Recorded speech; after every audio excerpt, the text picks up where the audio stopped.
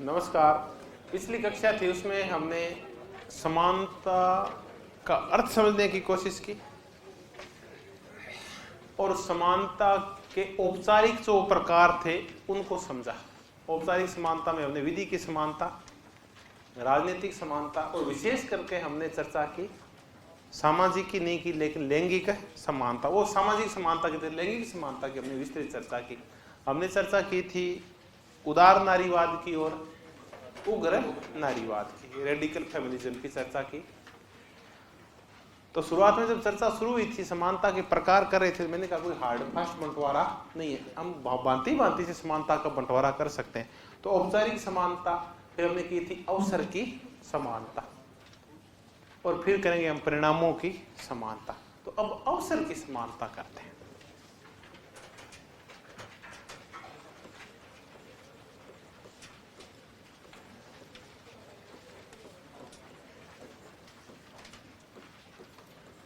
और आधुनिक समय में समानता का तात्पर्य अवसर की ही समानता से लगाया जाता है। पहले वो समझते हैं कि अवसर होते क्या हैं और इनकी समानता क्या है। अवसर, शिक्षा, रोजगार, खेल, सृजनात्मकता,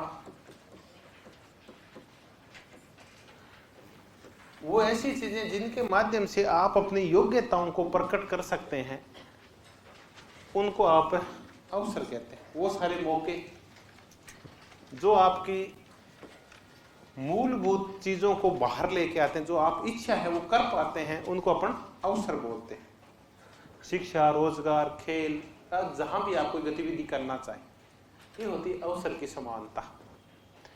अवसर की समानता में ये आता है कि जब कोई भी अवसर है और हम अवसर करेंगे तो इसका तात्पर्य कौन से अवसर होते हैं? सार्वजनिक क्षेत्र में जो अवसर उपलब्ध है। खेल भी एक अवसर है जिनके माध्यम से आप खुद को प्रकट करते हैं, आगे बढ़ने का अवसर है खेल। शिक्षा अवसर है। स्वास्थ्य क्या है? स्वास्थ्य भी एक अवसर है, इसके बगैर आप आगे नहीं बढ़ सकते। कई लोगों को ये अवसर नहीं मिलता तो वो ताजिंद की बीमारी रहते हैं और आगे बढ़ ही नहीं पाते। स्वास्थ्य भी एक अवसर है। तो सार्वजनिक क्षेत्र में आपको आगे बढ़ने के लिए जितने भी मौके मिलते हैं उसमें किसी भी प्रकार का कोई भेदभाव नहीं। वही भेदभाव जो जाति के आधार पे या धर्म के आधार पे, नरजाति या रंग के आधार पे किए जाते हैं।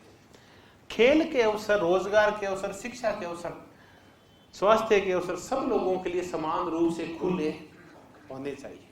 इसको बोलते हैं अवसर की समानता।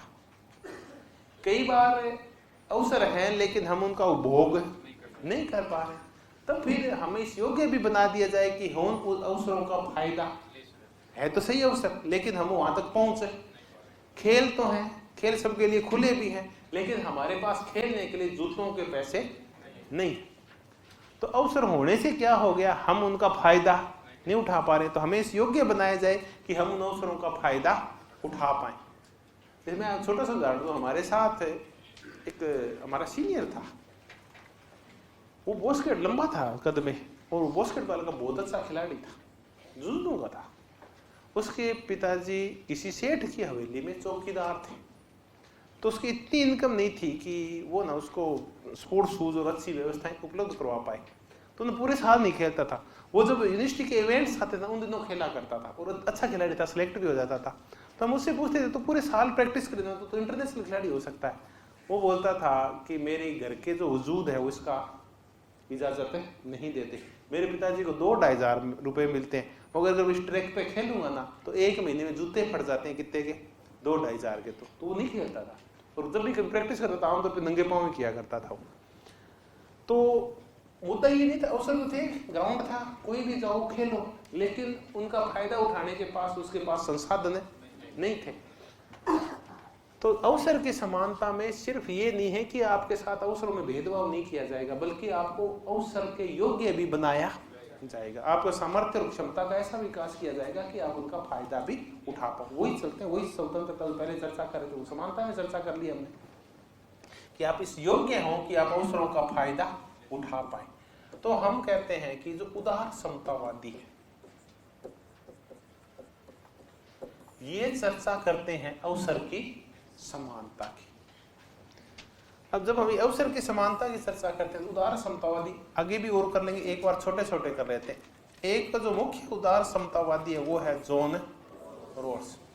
समतावादी विचारक वो हैं जो समानता पे बल देते हैं, स्वेच्छातंत्रवादी विचारक वो हैं जो स्वतंत्रता पे बल देते हैं। तो दो धाराएं की थी हमने। ये कल्याणकारी राज्य पे बल देने वाले होते हैं, वो होते हैं उदार समतावादी। ये कहते हैं कि व्यक्ति की बेसिक नीड्स पूर्ति की जानी चाहिए, मूलभूत आवश्यकताओं की पूर्ति होनी चाहिए। अगर हमारे मूलभूत आवश्यकताओं की पूर्ति हो जाएगी तो फिर हम अवसरों का क्या उठा पाएंगे। उससे जो हमारा सीनियर था उसकी मूलभूत आवश्यकता क्या थी? जूते थे, वो संसाधन थे जिनको प्राप्त करना चाहता था। अगर उसके जूते मिल जाते तो अवसर का क्या उठा पाता वो फायदा। तो बाकियों के लिए उसकी अवसर की समानता नहीं थी, बाकियों के पास जूते थे, उसके पास जूते नहीं थे। तो यहाँ ना बेसिक नीड्स पूरी की जाती है व्यक्तियों की। इसकी समर्थन कौन करते हैं? उदार समतावादी। तो उदार समतावादियों में जॉन रॉल्स, फिर इसकी और अच्छी चर्चा एक व्यक्ति और करता है जिसको बोलते हैं रोनाल्ड डोरकिन, और एक है अमर्त्य सेन।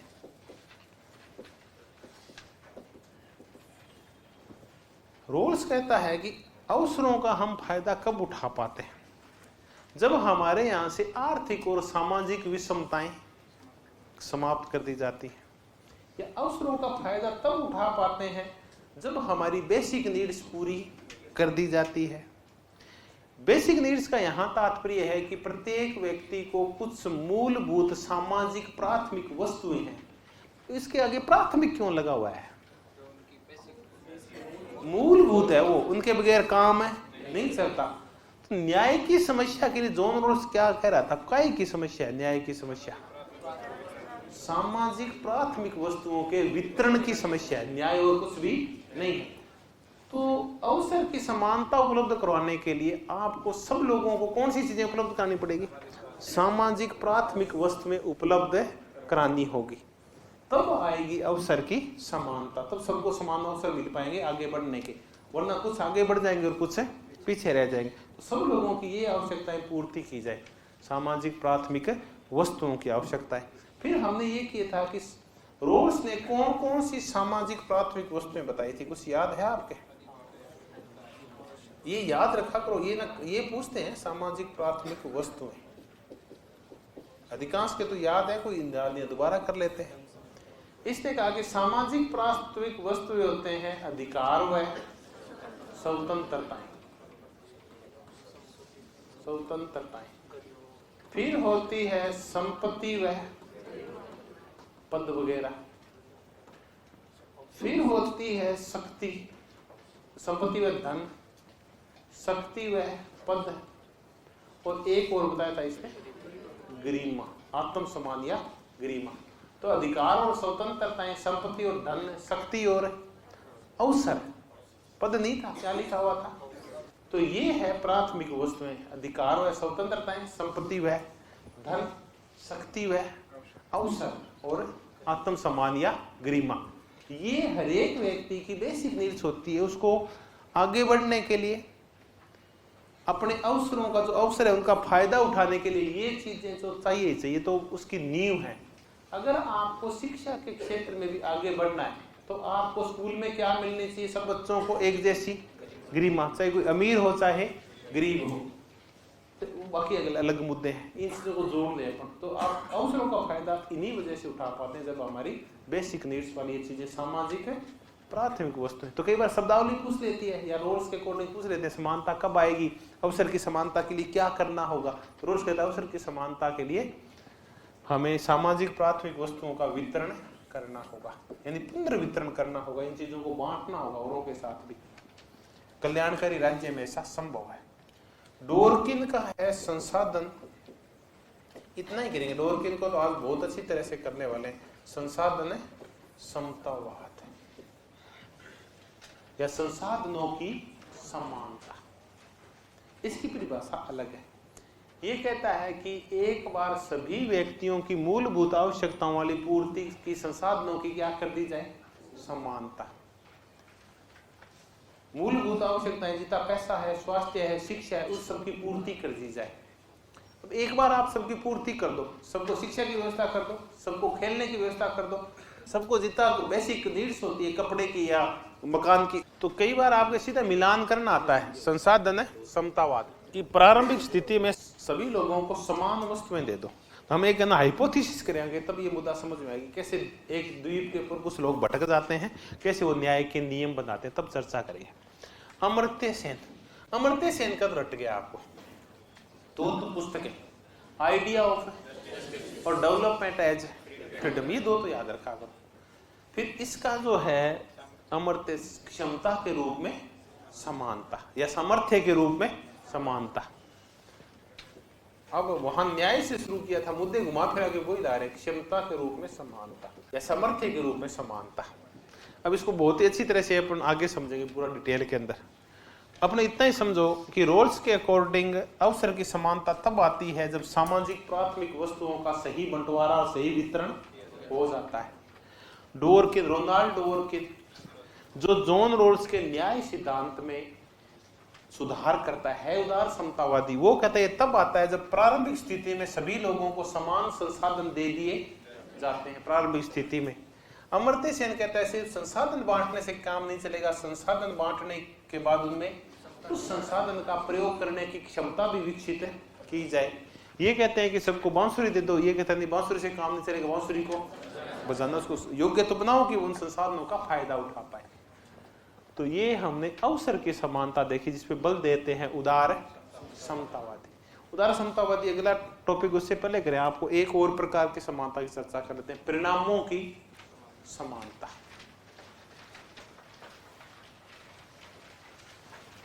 रिजल्ट समान आने चाहिए, परिणामों की समानता।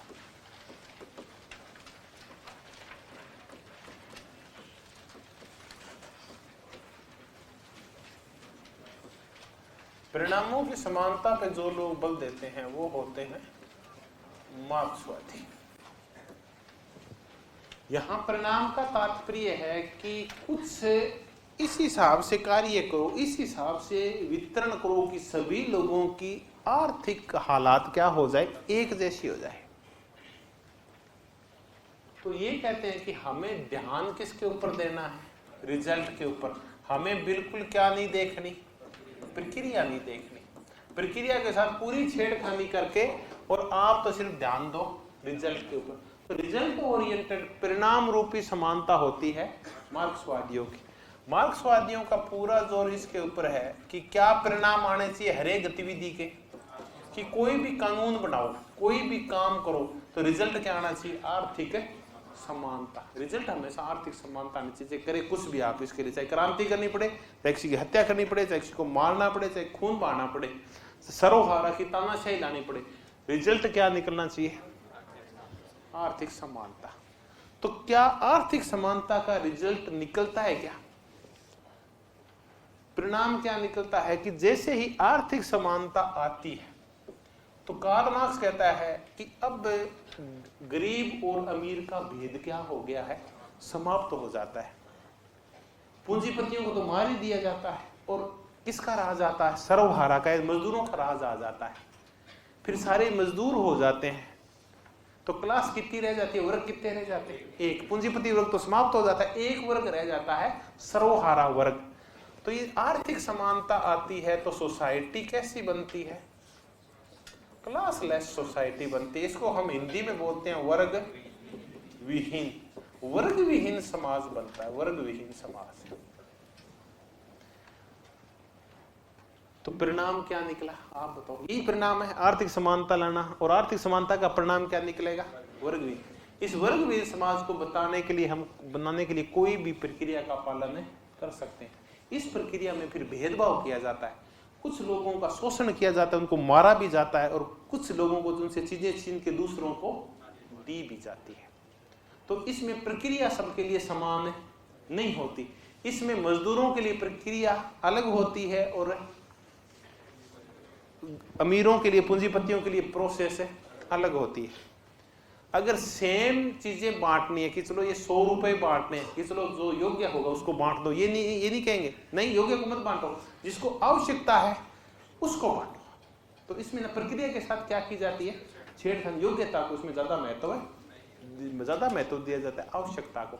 तो प्रोसेस के साथ पूरी छेड़खानी करके और अच्छे क्या लाए जाते हैं, रिजल्ट लाए जाते हैं। प्रोसेस का तात्पर्य ये है कि ये है 100 रुपए जो योग्य होगा वो प्राप्त कर लेगा। ये कि नहीं हम तो टांग अड़ाएंगे बीच में, हम पूंजीपति को तो पटक देंगे और किसको आगे लेके जाएंगे, मजदूर को। तो प्रक्रिया के साथ छेड़खानी करेंगे और अच्छे रिजल्ट तभी आएंगे, ये कहते हैं। फिर एक विचारक है मिलोवान जिलास, इसके ऊपर कई बार पूछ लिया जाता है। मिलोवान जिलास ये यूगोस्लाविया का है। मिलोवान जिलास यूगोस्लाविया का नाम आपने कब सुना है? वो तो ना मजेदार देश है ये पूर्वी यूरोप का। जब साम्यवाद की धारा बह रही थी सेकेंड वर्ल्ड वॉर के बाद, तो पूर्वी यूरोप के देश थे वो सैटेलाइट कंट्री बन गए सोवियत संघ के, यानी उसके पिछलग्गू हो गए सोवियत संघ के। वहां साम्यवाद तो आ गया पूर्वी यूरोप के देशों, पोलैंड में आ गया, हंगरी में आ गया, चेकोस्लाविया में आ गया, लेकिन ये पिछलग्गू किसके थे, सोवियत संघ के। सोवियत संघ जैसा कहा करता था, पूर्वी यूरोप के देश 7-8 देश थे वो वैसा ही किया करते थे। लेकिन एक देश था जो न तो यूएसएसआर की बात माना करता था, न ही चीन की बात माना करता था, उसका साम्यवाद अलग ही प्रकार का था। वो था यूगोस्लाविया, जहां का था Marshal Tito, Joseph Marshal Tito. कहां पढ़ते हैं जब अपन गुड न्यूज, तब उस देश की चर्चा करते हैं। मिलोवान जिलास वही का रहने वाला है। मिलोवान जिलास बड़ा ही मजेदार देश है यूगोस्लाविया, अब तो इसके टुकड़े हो गए बहुत सारे। मिलोवान जिलास, इसने एक पुस्तक लिखी द न्यू क्लास। इसकी अपने पहले भी शायद चर्चा की, आज फिर चर्चा कर लेते हैं। न्यू क्लास, ये तो पुस्तक है नया वर्ग या नवीन वर्ग। न्यू क्लास का तात्पर्य है नवीन वर्ग। मिलोवान जिलास कहता है कि यूएसएसआर में कोशिश ये की गई थी कि सोसाइटी कैसी हो, वर्ग विहीन हो, लेकिन इसका ठेका ले लिया साम्यवादी पार्टी ने कि इसकी स्थापना कौन करूंगी, मैं करूंगी, ये मेरे पास है नेतृत्व। तो लेनिन के नेतृत्व में साम्यवादी पार्टी का गठन किया गया। उस साम्यवादी पार्टी ने बोल्शेविक क्रांति कराई। बोल्शेविक क्रांति कराने के बाद वो साम्यवादी दल बोला कि मैं हूं वेनगार्ड्स। वेनगार्ड क्या होते हैं, जो आगे आगे चलते हैं। हरावल दस्ता है, तो बाकी लोग पीछे होंगे, मजदूर पीछे होंगे, आगे आगे कौन चलेगी, साम्यवादी पार्टी चलेगी। साम्यवादी पार्टी के पदाधिकारी आगे आगे चलेंगे। साम्यवादी पार्टी का सबसे बड़ा पदाधिकारी था लेनिन, वो आगे आगे चला और आगे जाके वो फिर क्या बन गया, राष्ट्रपति बन गया। फिर वो क्या, आगे जो कुछ भी होगा ना वो पार्टी करेगी। पार्टी को पता है कि मजदूरों का कल्याण कैसे होगा, तो मजदूरों को किसकी बात माननी चाहिए, पार्टी की बात माननी चाहिए। तो धीरे धीरे रशिया के साम्यवादी दल ने सारी शक्तियां हथिया ली। तो जो साम्यवादी पार्टी के पदाधिकारी थे, सारी शक्तियां वहां केंद्रित हो गई, मजदूर के हाथ कुछ भी नहीं आया। तो अब वहां ना दो वर्ग पैदा हो गए। मुद्दा आर्थिक रूप से नहीं था, आर्थिक रूप से हो सकता है कि वो वर्ग पैसे वाला नहीं था, लेकिन ताकत बहुत थी उनके पास। हर एक निर्णय वही किया करते थे, किसको जमीन देनी है, किसकी आवश्यकता की पूर्ति करनी है, किसको एडमिशन देना है, किसको एडमिशन नहीं देना है, ये साम्यवादी पार्टी के लोग निर्धारित किया करते थे।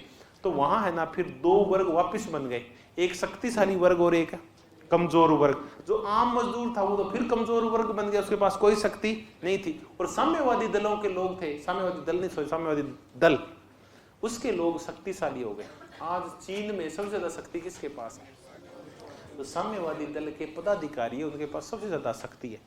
तो क्या चीन एक क्लासलेस सोसाइटी बना, क्या नहीं है, वहां एक नया वर्ग पैदा हो गया क्लासलेस सोसाइटी के नाम पे, कि वर्ग विहीन समाज के नाम पे कैसा समाज पैदा हो गया कि हम लाएंगे वर्ग विहीन समाज। इस नाम पे उसने सारी शक्तियां हथिया ली।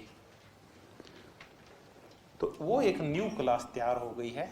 तो ये जो नौकरियां हैं, ये जो राजनीतिक दल, साम्यवादी दल के सदस्य हैं, उनके पास शक्तियों का इकट्ठा हो गया और एक नवीन वर्ग पैदा हो गया जो दूसरे वर्ग के ऊपर रोब गांठता है, उसका शोषण करता है। तो वो है न्यू क्लास। तो परिणामों की समानता की चर्चा करते करते हमने और साथ में किसकी चर्चा कर दी, मिलोवान। कि अच्छे रिजल्ट आए क्या, नहीं अच्छे रिजल्ट तो कोई क्लासलेस सोसाइटी नहीं बढ़ी। मिलोवांजिलास इस मुद्दे की आलोचना करता है। तो ये ज्यादा पूछा जाता है, इसकी पुस्तक है न्यू क्लास, ये ज्यादा पूछी जाती है। हमने 3 मुद्दे किए। औपचारिक समानता की चर्चा की, उसकी हम चर्चा नहीं करेंगे। वैधानिक समानता डाइसी की, विधि के समक्ष समता या विधि का शासन। राजनीतिक समानता में एक व्यक्ति एक वोट एक मोल, किसका? जर्मी बेंथम का। ये उसने कहा था एक व्यक्ति एक वोट एक मोल।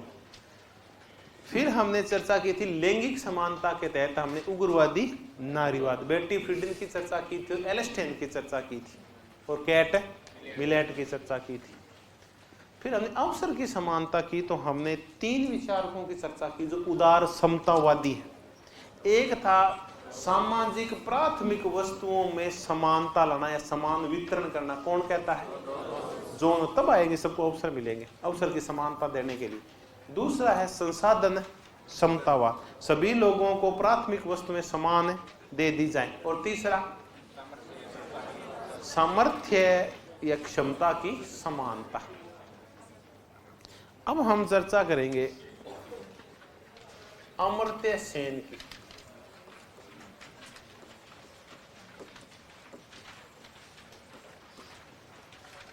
अमर्त्य सेन पुस्तक लिखता है इक्वालिटी, लेख है इक्वालिटी इज व्हाट, यही है,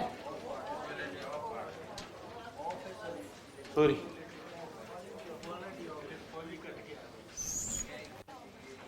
इक्वालिटी ऑफ व्हाट, क्वालिटी है क्या? इक्वालिटी है ये, ई लगा लो भाइयों, ऑनलाइन वालों की ई लगा लेना। क्वालिटी ऑफ व्हाट नहीं, इक्वालिटी ऑफ।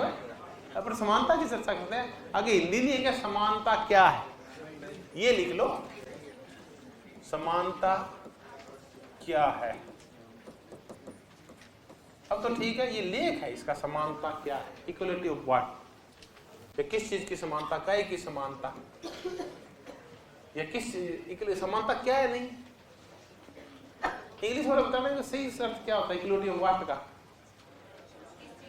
किस चीज की समानता, ये है किस चीज की समानता। ये भी नहीं है इसका, समानता क्या है, ये है किस चीज की समानता।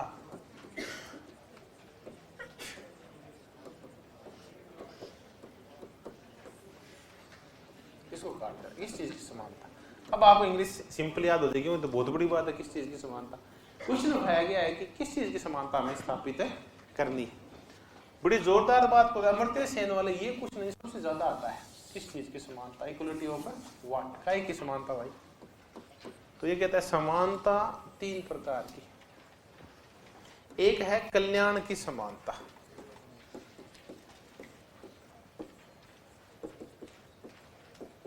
Equality of welfare. दूसरी है संसाधनों की समानता, इक्वालिटी ऑफ रिसोर्सेस, समान संसाधनों की समानता। और तीसरी है क्षमता की समता, इक्वालिटी ऑफ कैपेबिलिटी, क्षमता की समानता या समता।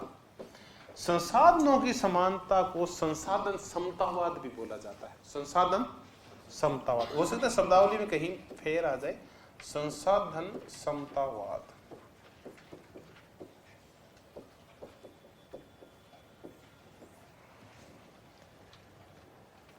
कल्याण की समानता है उपयोगितावादियों की, उपयोगितावादी इसका समर्थन करते हैं, कल्याण की समानता। संसाधन समतावाद सीधा ही आता है, इतना ही लिखा आता है, संसाधन है समतावाद। ये है रोनाल्ड, थोड़ी सी देर पहले भी करके हटे हैं रोनाल्ड, और इसकी चर्चा करेंगे, पुस्तकें तब करेंगे, रोनाल्ड डवर्किन की। एक है सोवरेन वर्च्यू, वर्च्यू होता है सद्गुण, सोवरेन, सोवरेन का स्वर्गीय संप्रभु, सोवरेन संप्रभु सद्गुण। तो सोवरेन वर्च्यू है उसकी पुस्तक। एक है टेकिंग राइट्स सीरियसली, ये राइट्स को, अधिकारों को क्या लो, सीरियसली लो। 2 पुस्तकें बड़ी फेमस है इसकी, टेकिंग राइट्स सीरियसली और sovereign virtue, theory and practice of equality. इसकी पुस्तक जरूर याद करना, ये वाली sovereign virtue theory and practice of equality, पूरा नाम याद करना, आगे मिल जाएगी आपको। 2 पुस्तकें अभी एक बार याद करो। ये पुस्तकें बता किसकी रहा हूं मैं? रोनाल्ड डवोरकिन की।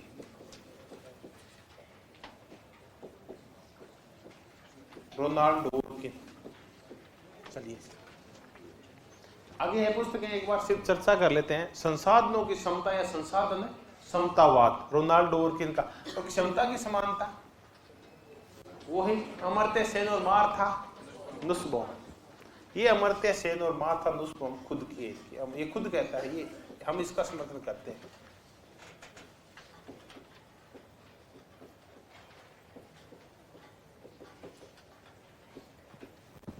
कल्याण की समानता उपयोगितावादी, पहले इसकी चर्चा कर लेते हैं। ये बेंथम और मिले वगैरह क्या रहे, ये है उपयोगितावादी।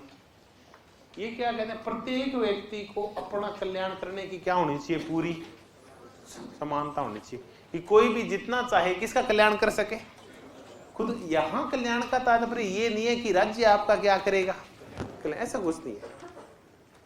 गतिविधियां ऐसी हो जो अधिकतम व्यक्तियों का अधिकतम क्या कर पाए, कल्याण कर पाए। व्यक्ति खुद का कल्याण करने में समर्थक हो, और गतिविधियां ऐसी हो जो, या कानून ऐसे हो, संस्थाएं ऐसी हो जो अधिकतम व्यक्तियों का अधिकतम कल्याण कर पाए। तो ये है कल्याण की समानता। इसके तहत प्रत्येक व्यक्ति अपने कल्याण करने में उसके लिए क्या होती है? समानता। कोई भी व्यक्ति अपना कल्याण करना चाहता है तो दूसरा व्यक्ति उसके राह में रोड़े नहीं अटकाएगा। कोई व्यक्ति अपना कितना भी कल्याण कर सकता है, कितने भी सुख है वो प्राप्त कर सकता है, और सुखों का मापन हो सकता है। तो प्रत्येक को अपना कल्याण करने की समानता है। फिर है संसाधन समतावाद। संसाधन समतावाद का तात्पर्य ये है कि सभी व्यक्तियों की प्रारंभ में मूलभूत आवश्यकताएं पूर्ति कर दी जाए, सबको शिक्षा दे दी जाए, सबको स्वास्थ्य की व्यवस्था कर दी जाए, सबको रोजगार दे दिया जाए, रोटी कपड़ा और मकान दे दिया जाए। तो ये है सभी लोगों में क्या पैदा किया जाए? शुरुआत में संसाधनों की समानता लाई जाए। अब उसके बाद गड़बड़ हो गई तो ये बोलता है उसका कोई इलाज नहीं।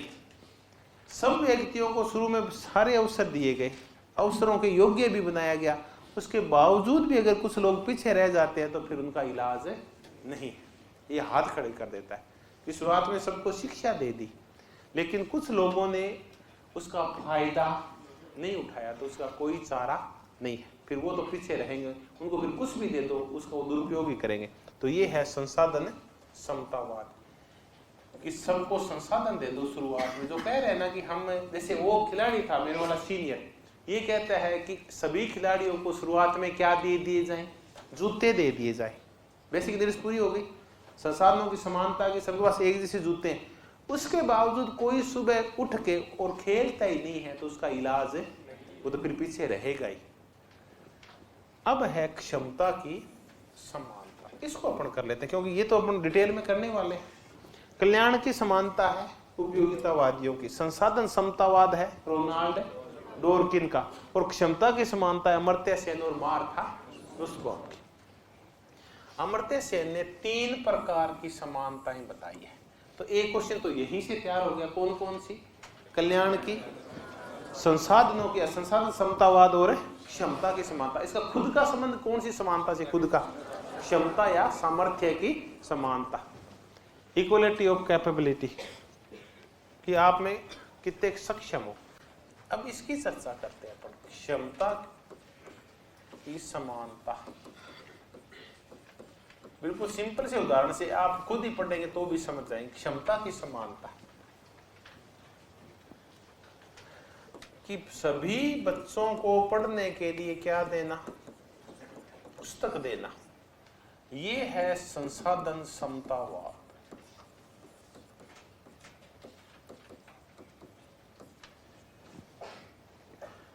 और पुस्तक देने के साथ पुस्तक क्या सिखाना? पढ़ना सिखाना। ये उसमें क्या पैदा करती है? क्षमता पैदा करती है। फिर अब आ गया फंक्शनल फ्रीडम, बोलता है कार्यात्मक। अगला चरण देखते हैं। ये देखो ऐसे है, आगे चर्चा करेंगे। पहले किसी को संसाधन दो, फिर उसको संसाधन का यूज करना सिखाओ। अब आ गई फंक्शनल फ्रीडम या कार्यात्मक स्वतंत्रता। यह अगला चरण है, फंक्शनल फ्रीडम। फंक्शनल फ्रीडम या कार्यात्मक स्वतंत्रता ये क्या है? अब इसको, इस उदाहरण को अच्छी तरह से समझे। कार्यात्मक स्वतंत्रता,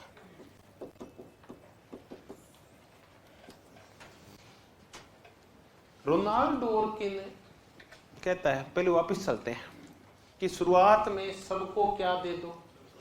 पुस्तक दे दो। अब कोई पढ़ता है नहीं पढ़ता उसका कोई इलाज है नहीं है। ये कहता है संसाधन देने से काम नहीं चलेगा। और आगे बढ़ते हैं, उसको उस संसाधन का प्रयोग करने की क्षमता भी विकसित करो। ये कहते हैं सभी खिलाड़ियों को शुरुआत में क्या दे दो? जूते दे दो, सबको एक जैसे। तो ये काय में आएगा? संसाधन समतावाद में। लेकिन एक अच्छा कोच लगा के और उनको खेलना भी सिखाओ। जूतों से काम नहीं चलेगा, अच्छा कोच लगा के खेलना सिखाओ उनको। ये है उनको क्या सिखाना? उनमें खेलने की क्षमता का विकास करना।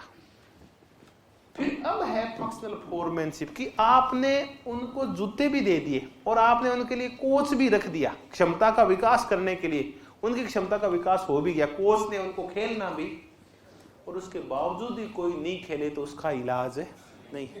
तो डोरकिन कौन से चरण में हार मानता है? पहले ही चरण में मान लेता है कि आप संसाधन दे दो, अब कोई उपयोग नहीं कर पाए या कर पाए उसका इलाज नहीं है। ये कहते नहीं, उसका उपयोग करने की क्या दो? उसको क्षमता दो, उसको ऐसा समर्थ बनाओ कि उनका उपयोग भी कर सके।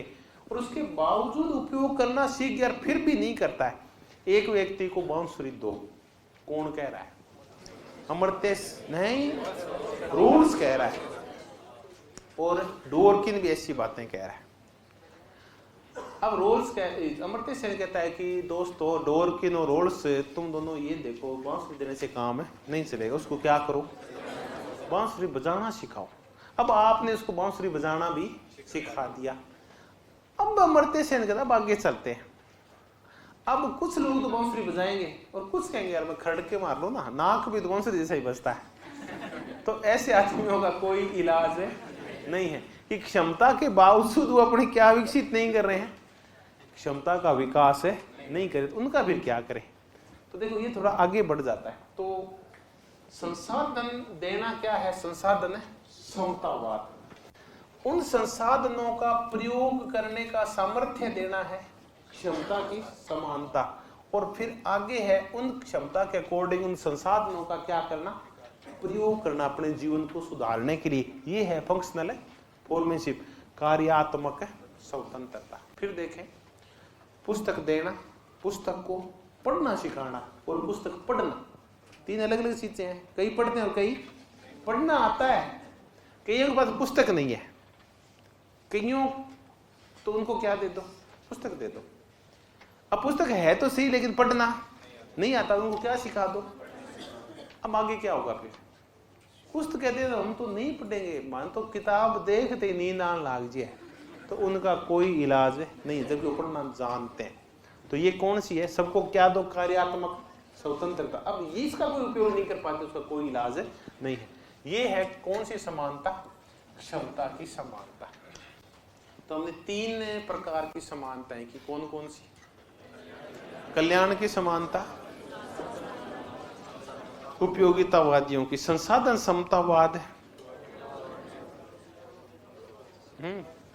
डोरकिन का, रोनाल्ड डोरकिन का क्षमता की समानता, अमर्त्य सेन मार था। आज इतना ही करेंगे, आगे चर्चा करेंगे कोर्स की। कल अपन चर्चा करेंगे तो आते ही किसकी? उदार समतावादियों की चर्चा करेंगे। धन्यवाद, बहुत बहुत धन्यवाद। कल मिलेंगे तो मैंने जो वादा किया था आपसे कि मैं आपको उदार समतावाद करवाऊंगा, ये कल करवाऊंगा। कल आप सारे के सारे जरूर आए, बहुत ही मजेदार कंसेप्ट है उदार समतावाद।